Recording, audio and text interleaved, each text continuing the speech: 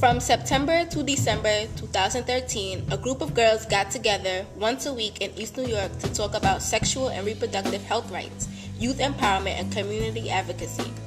This video tells our story.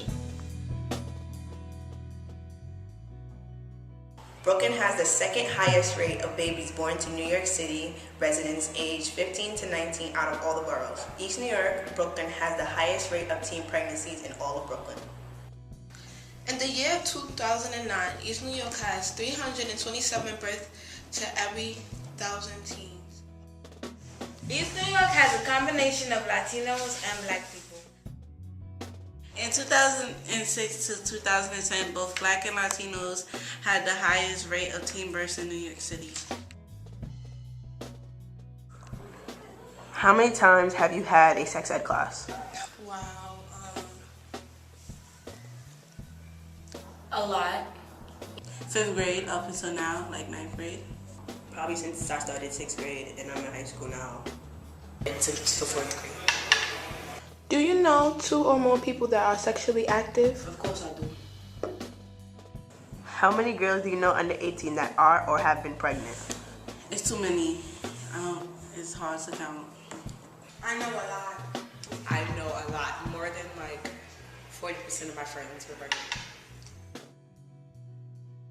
Sex education is not working out in these areas. What is the most memorable thing you did or learned in sex ed class? I remember when my coach in school, he showed us a condom and he made us blow it up to see the elasticity inside of the condom.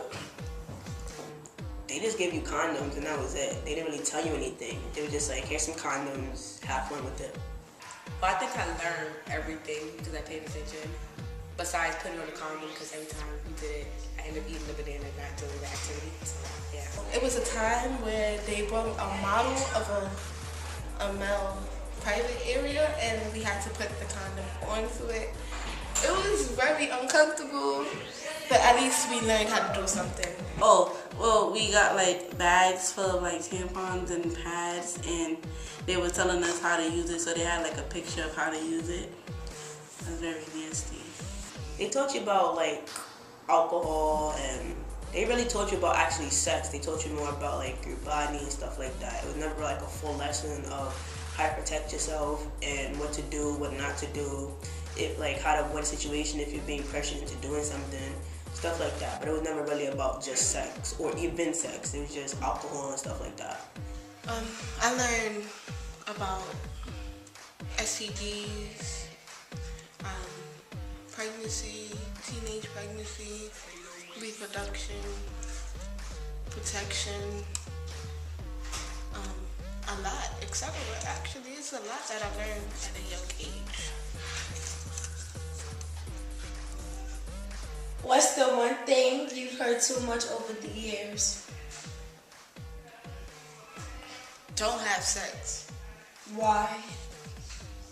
I don't know, because I'm at the age where a lot of teens are having sex. Use a condom. Use a condom. Either use a condom or close your legs. I heard too much about teens under the age of 16 getting pregnant. Here's a banana. Here's the condom. This is how you put it in. They keep saying the same thing, showing us how to use tampons and pads and condoms and panty liners and like being safe and birth control and other things. So yeah, it's just being retaught and recycled, as you may say.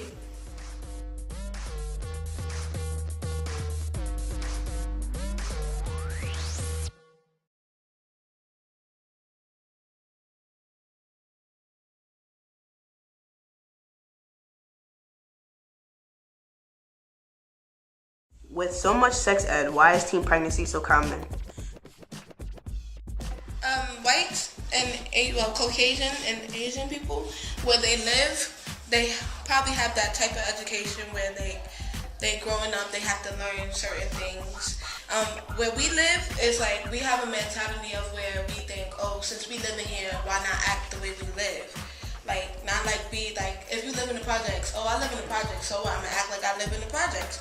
So that's why we have the highest right now. That's why Black and Latinos have the highest right now.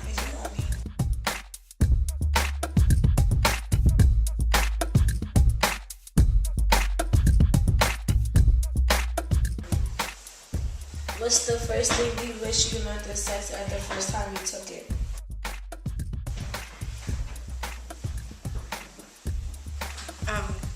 How to say no.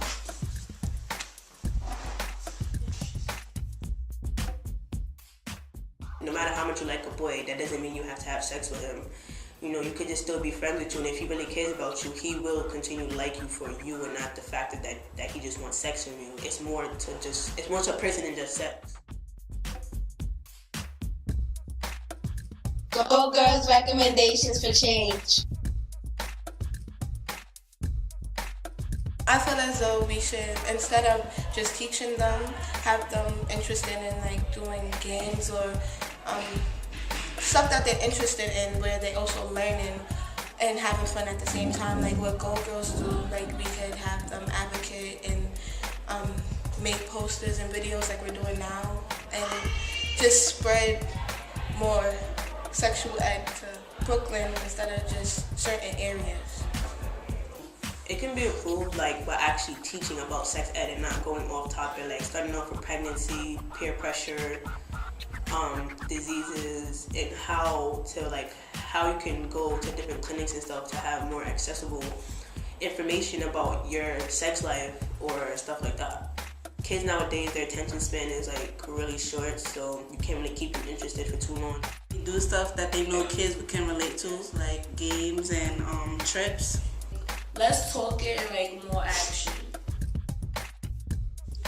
Go Girls is a youth leadership program that trains middle school and high school girls to become peer health advocates for other girls in their communities.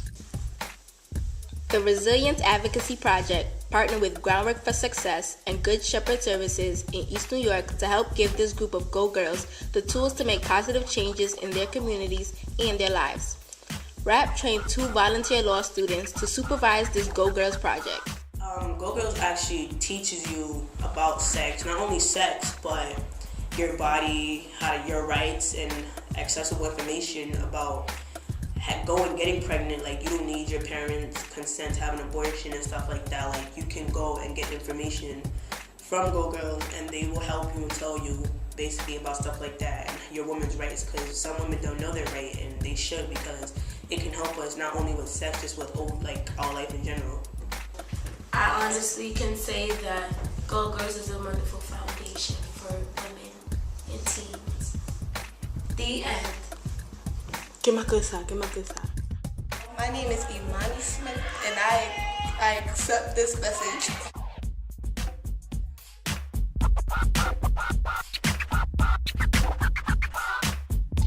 Visit Go Girls on Facebook.